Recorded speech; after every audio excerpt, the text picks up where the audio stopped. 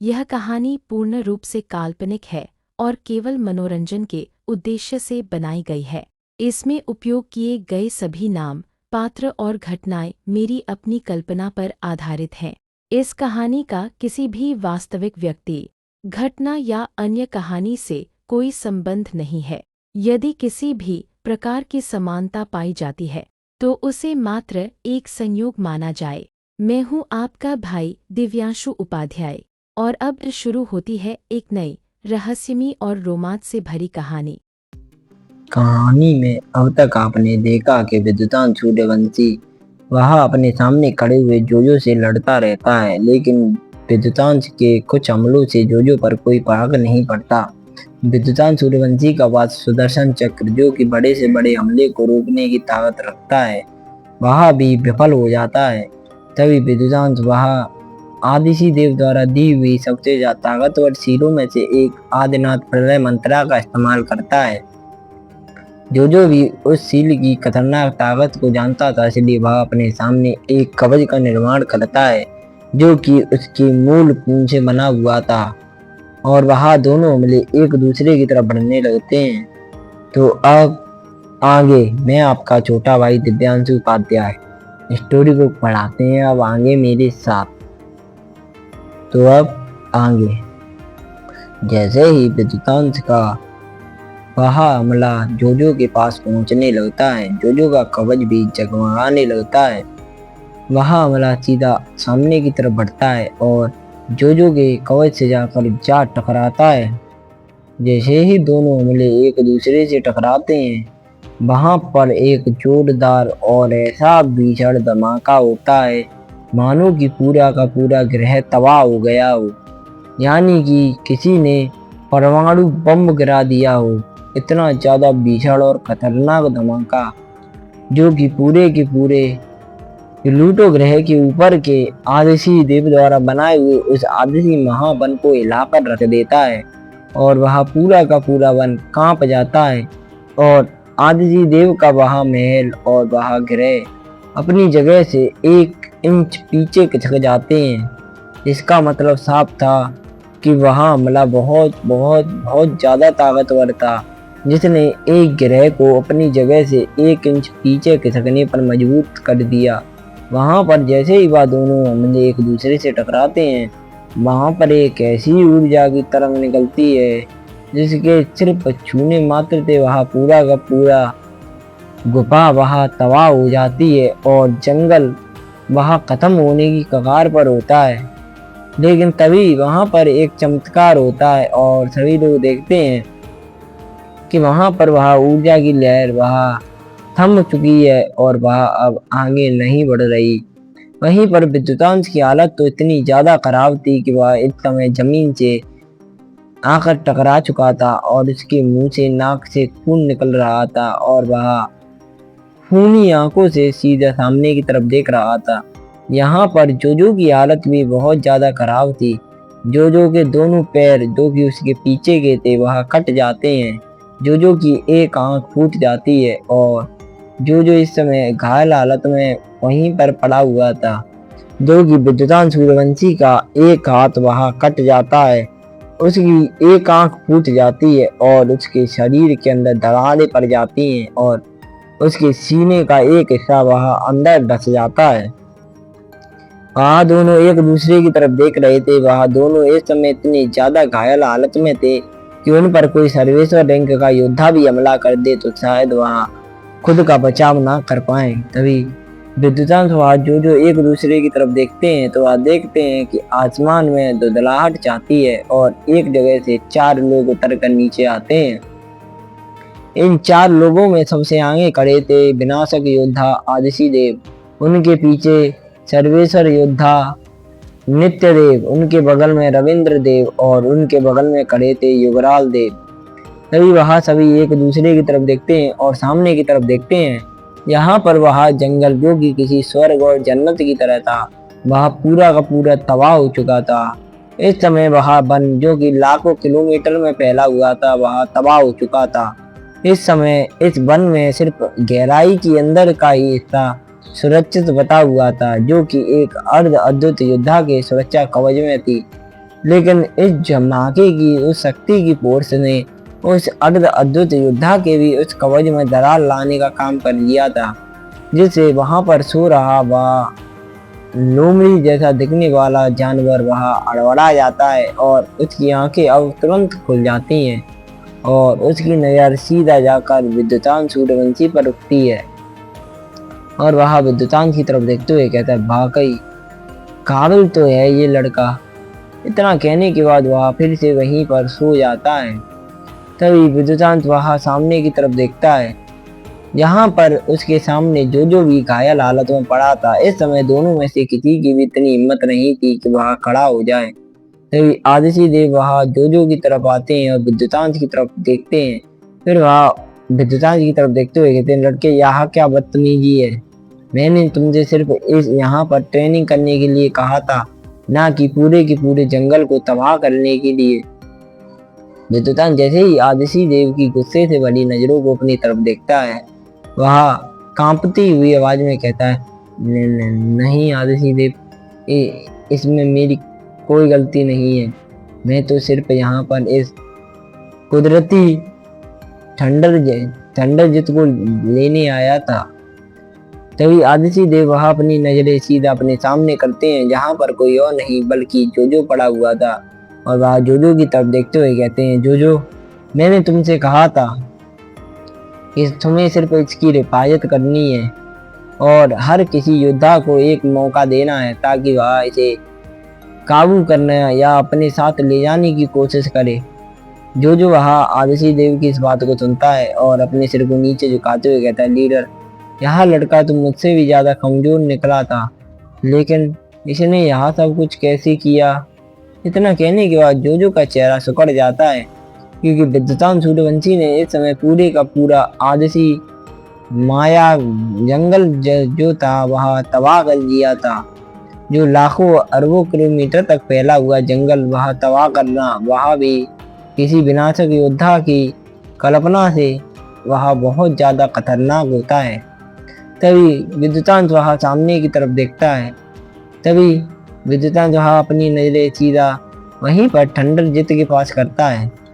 तभी आदित्य देव वह विद्युतांत की तरफ देखते हैं और अपने हाथों में शक्तियां इकट्ठा करते हुए विद्युतांत के शरीर में डालने लगते हैं।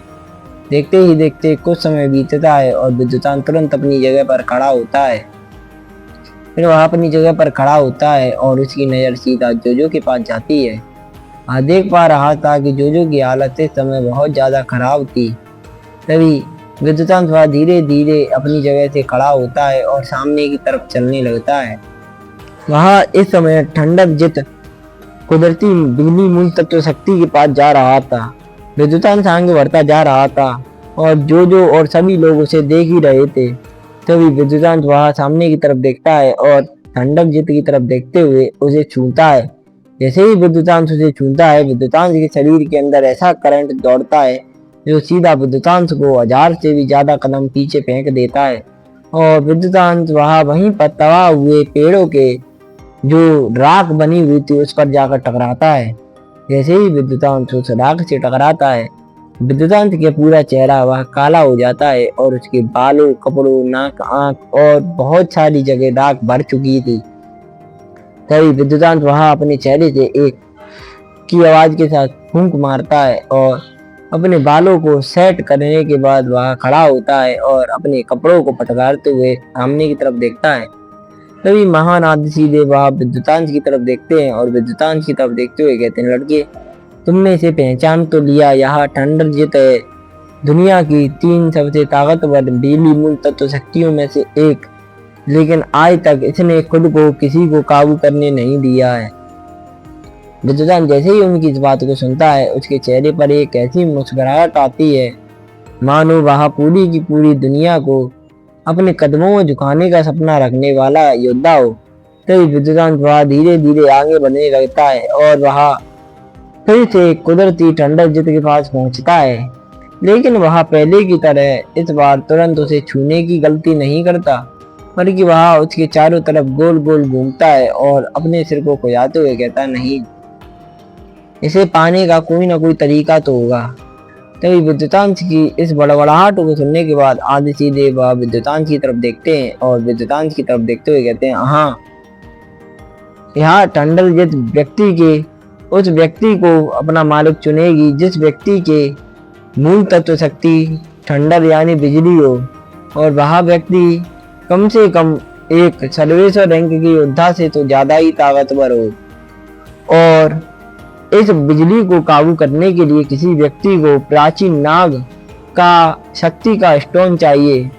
विद्युतान जैसे ही उनकी इस बात को सुनता है वह अपने सिर को हिलाता है, क्योंकि विद्युतान जानता था कि उसके पिता और बहुत सारे लोगों ने कुछ समय पहले ही बहुत सारे प्राचीन नाग उन्हें जान से मार दिया था। और यहाँ पर शर्त साफ थी कि प्राचीन नाग जिसका खून शुद्ध हो उसी के शक्ति के स्टोन से इस पत्थर को काबू किया जा सकता है, क्योंकि यहाँ उस व्यक्ति के शरीर के अंदर जाएगा जो उसे काबू करने की कोशिश करेगा।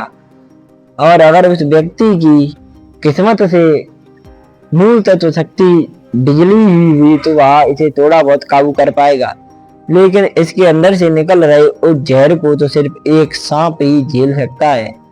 इसीलिए उन्होंने इस बात को कहा था और पूरे के पूरे प्लूटो पर सांप जो कि प्राचीन भक्त के हो उन्हें ढूंढना संभव था। तभी विद्युतांश वहां कुछ सोचता है और उसके चेहरे पर बहुत ज्यादा ताकतवर मुस्कुराहट आती है और उसके बाद वह आदित्य देव की तरफ देखते हुए कहता, मेरी मूल तत्व शक्ति बिजली है और मैं एक अर्ध विनाशक योद्धा हूँ। तभी आदित्य देव उसकी तरफ देखते हैं और उसकी तरफ देखते हुए कहते हैं, हाँ, वह सब तो ठीक है, लेकिन लड़के तुम्हारे पास शुद्ध प्राचीन नाग का शक्ति स्टोन कहाँ है? विद्युतान जैसे ही उनकी बात को सुनता है उसके चेहरे पर एक मुस्कुराहट आती है और वह मुस्कुराते हुए कहता है, मेरा दोस्त नागेंद्र, वह भी प्राचीन नाग है और उसका खून शुद्ध है। विद्युतांश की मुंह से इस बात को सुनने के बाद आदित्य देव और वहां पर खड़े हुए नित्य देव, युवराज देव और जो योद्धा वहां पर खड़े हुए थे वह अड़बड़ा जाते हैं और बड़ी बड़ी आंखें को करते हुए आप विद्युतांश की तरफ देखते हैं। तभी आदित्य देव वहां को सोचते हैं और सोचते हुए कहते हैं, हाँ लड़के, तुम कह तो सच ही रहे हो। तभी आदित्य देव वहां विद्युतांश की तरफ देखते हैं और विद्युतांश की तरफ देखते हुए कहते हैं, तो लड़के ठीक है, तुम इसे ले जा सकते हो, लेकिन मैं कोशिश करूंगा कि इसे काबू करते वक्त सावधानी का ध्यान रखना। विद्युतांश उनकी इस बात को सुनता है और उसके चेहरे पर एक मुस्कुराहट आती है। फिर उसके बाद वह अपने सामने रखी हुई उस थंडरजित बिजली को देखता है। फिर उसके बाद उसके चेहरे पर जो मुस्कुराहट थी वह अगले ही पल गायब हो जाती है और वहां पर एक टेंशन आ जाती है। तभी आदित्य देव वहां विद्युतांश की तरफ देखते हुए कहते हैं, लड़के, हाँ। विद्युतांश इतना ही कहता है। तभी आदित्य देव वहां विद्युतांश की तरफ देखते हैं और उसकी तरफ देखते हुए कहते हैं, क्या हुआ? तुम्हारे चेहरे का रंग जो अभी तक छड़ा हुआ था वह उतर कैसे गया? तभी विद्युतांश वहां आदित्य देव की तरफ देखता है और उनकी तरफ देखते हुए कहता है, मेरे चेहरे का रंग इसलिए उतर गया है क्योंकि। इतना कहने के बाद विद्युतांश वहां एक लंबी और गहरी सांस लेता है और आदित्य देव की तरफ देखते हुए कहता है, मैं इसे छू तो नहीं सकता, अगर मैं इसे छूंगा नहीं तो इसे अपने साथ कैसे लेकर जाऊंगा। विद्युतांश की इस बात को सुनने के बाद वहां पर खड़े हुए सभी योद्धा वहां को सोचने लगते हैं। वहां पर खड़े हुए सभी योद्धा इस बात को भली भांति जानते थे कि विद्युतांश ने जो कहा था वह सत्य ही था। तभी आदित्य देव वहां विद्युतांश की तरफ देखते हैं और उसकी तरफ देखते हुए कहते हैं, हाँ लड़के, यहाँ तो तुमने सत्य कहा। इतना कहने के बाद वह विद्युतांश की तरफ देखते हैं और एक लंबी सांस लेने के बाद कहते हैं, लेकिन यहाँ जितना संभव दिख रहा है उतना है नहीं। विद्युतांश जैसे ही उनकी इस बात को सुनता है उसके चेहरे पर एक शौक दिखाई देने लगता है और वह तुरंत अपनी नजर आदित्य देव की तरफ देखते हुए कहता है, मैं कुछ समझा नहीं। तभी आदित्य देव वह विद्युतांश की तरफ देखते हैं और उसकी तरफ देखते हुए कहते हैं, लड़के, तुम्हारा महास्त्र त्रिकालंग वह इसमें तुम्हारी मदद कर सकता है। विद्युतांश जैसे ही उनकी इस बात को सुनता है वह उनकी तरफ देखता है और उनकी तरफ देखते हुए कहता है, ये आप क्या कह रहे हैं? इसमें त्रिकालंग कैसे भला मेरी मदद कर सकता है? तभी विद्युतांश की इस नादानी भरे सवाल को सुनने के बाद वह आदिशि देव वहाँ कुछ सोचते हैं और उनके चेहरे पर एक मुस्कुराहट आती है। फिर वह इसी मुस्कुराहट में मुस्कुराते हुए कहते हैं, लड़के तुम नहीं जानते कि महाअस्त्र क्या क्या कर सकता है। इतना कहने के बाद वह विद्युतान से इशारा करते हैं। विद्युतान तुरंत उनकी इस बात को मानता है और अपने हाथों में अपने महाअस्त्र को बुला लेता है। विद्युतांत का महाअस्त्र विद्युतांत के हाथों में आता है और जगमगाने लगता है।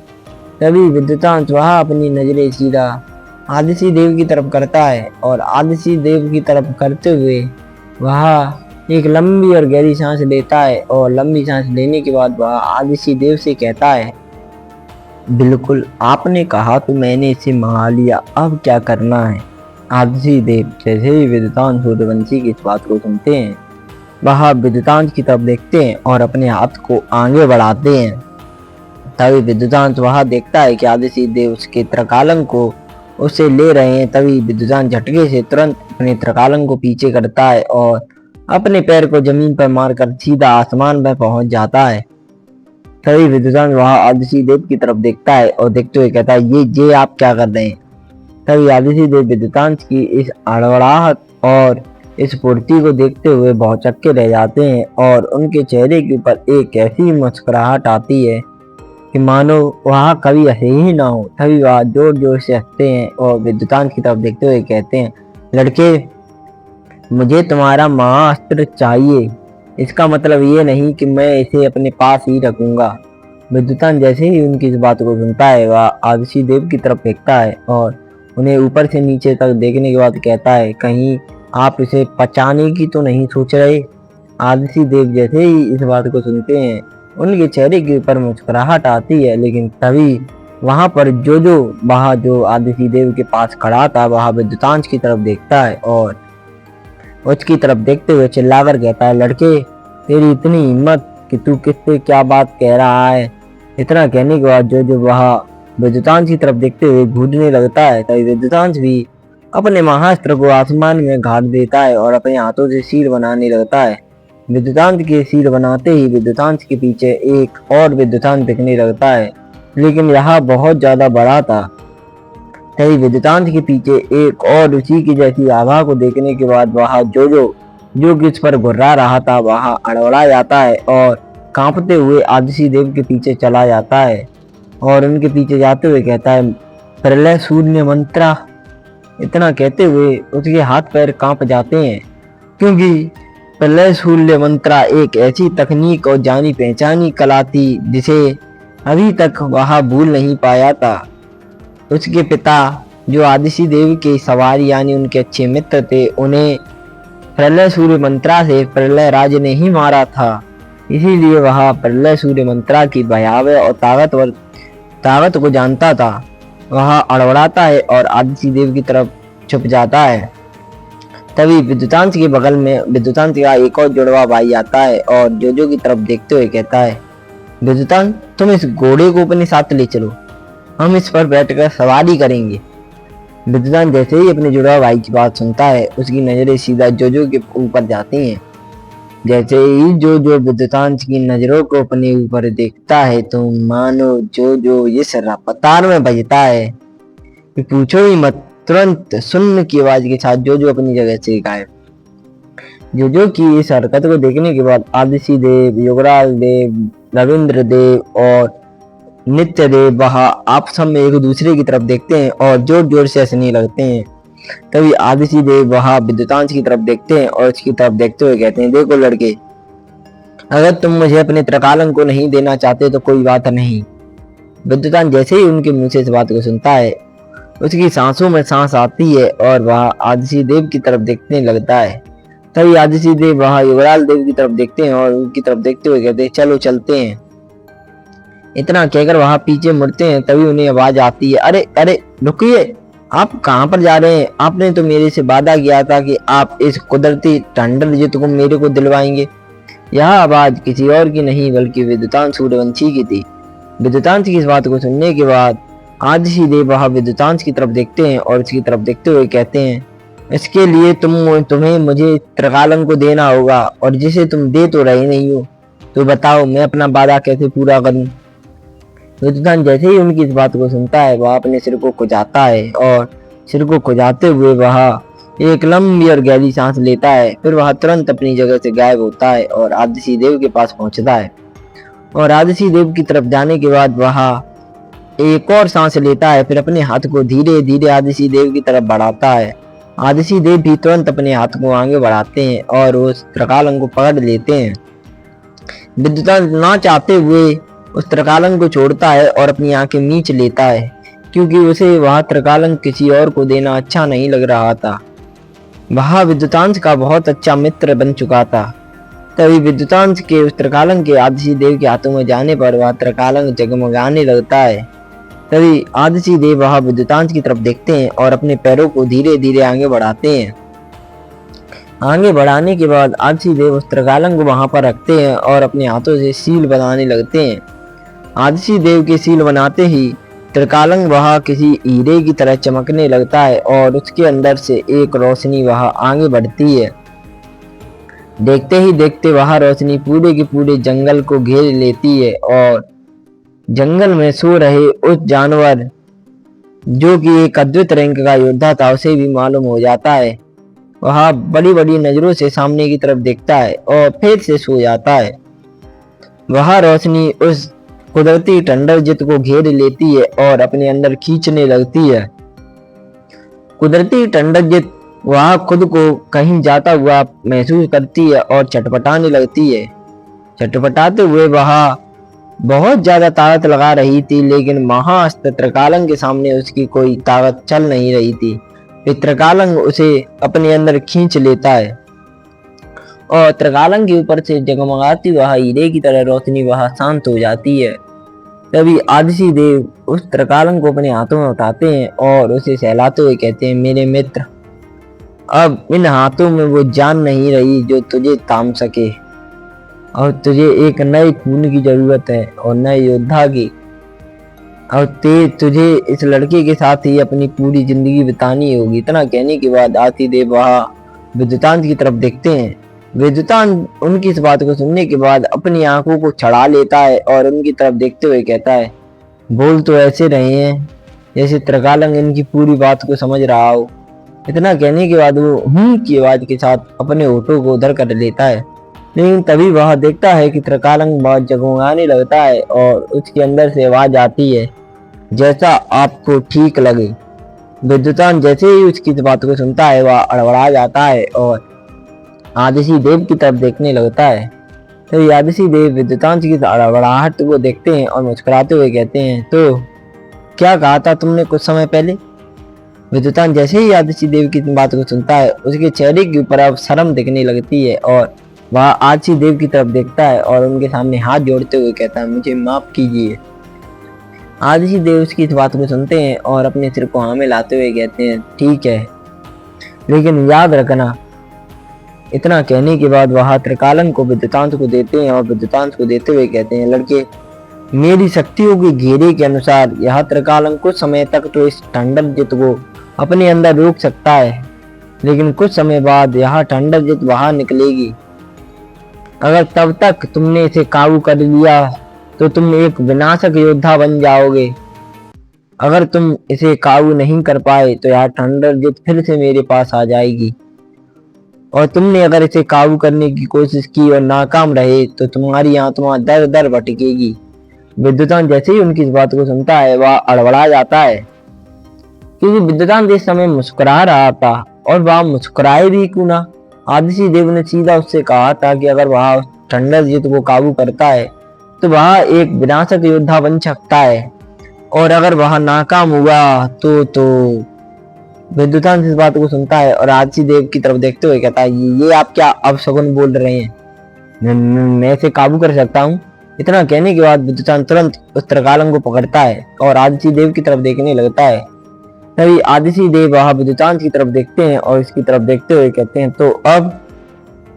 तभी विद्युतांश उनकी इस बात को सुनता है और आलस भरे भाव के साथ उनकी तरफ देखते हुए कहता है, अब क्या? अब इतनी लड़ाई लड़ ली सब कुछ, अब मुझे शादी भी तो करनी है। इतना कहने के बाद वह आदिशि देव की तरफ देखता है। तभी आदिशि देव वह विद्युतांश की तरफ देखते हैं और विद्युतांश की तरफ देखते हुए कहते हैं, ठीक है, तुम जा सकते हो। इतना कहने के बाद वह वहां पर एक आयामी दरवाजा खोल देते हैं।